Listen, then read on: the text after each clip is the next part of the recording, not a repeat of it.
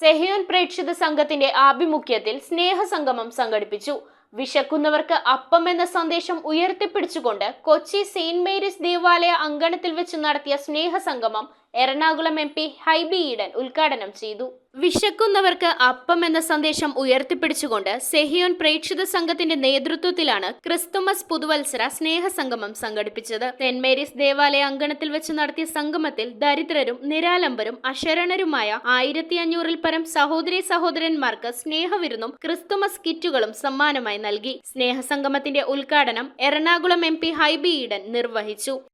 സ്വമേധയാ നടന്നു പോകും, പക്ഷെ ചില കാര്യങ്ങൾ നമ്മുടെ ഇനീഷ്യേറ്റീവിൽ നടക്കാറുണ്ട്.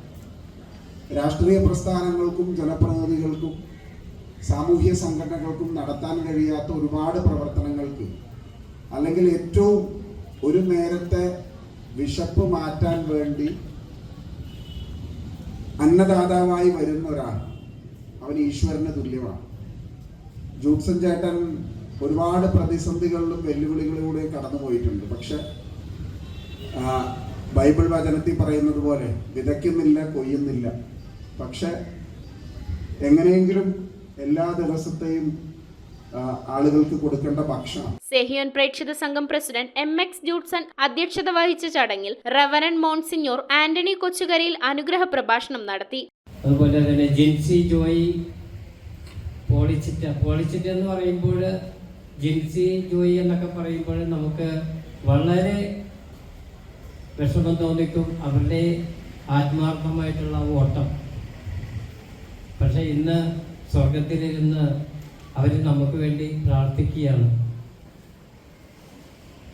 അതുപോലെ തന്നെ ഈ സെക്യൂർ പ്രേക്ഷിത സംഘത്തിൻ്റെ വളർച്ചയ്ക്ക് കൂടുതൽ ശക്തമായിട്ടുള്ളത് നമ്മുടെ പ്രവർത്തകർ തന്നെയാണ്. പ്രായം നോക്കാതെ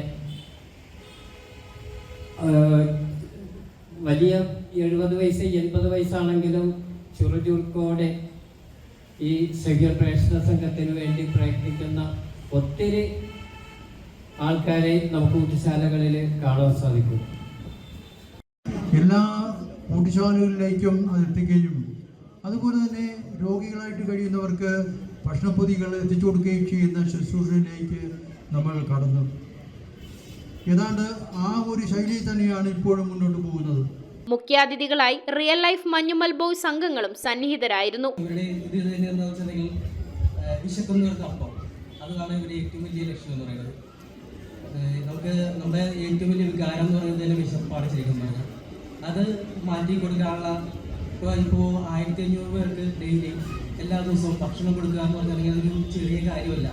സെഹിയോൻ പ്രേക്ഷിത സംഘം managing trustee doctor Arun Oommen, father Dominic, father Raphy Koottungal, കൗൺസിലർമാരായ അഭിലാഷ് തോപ്പിൽ, ജീജ ടെൻസൺ, ഷീബ ഡ്യൂറോം, തമ്പി സുബ്രഹ്മണ്യൻ, ആന്റണി ഫ്രാൻസിസ്, ഫിലോമിന വിൽസൺ, ലീന സാബു, ജോസഫ് മാമുണ്ടയിൽ, ടോം രഞ്ജിത്ത്, ജസ്ന എന്നിവർ സംസാരിച്ചു.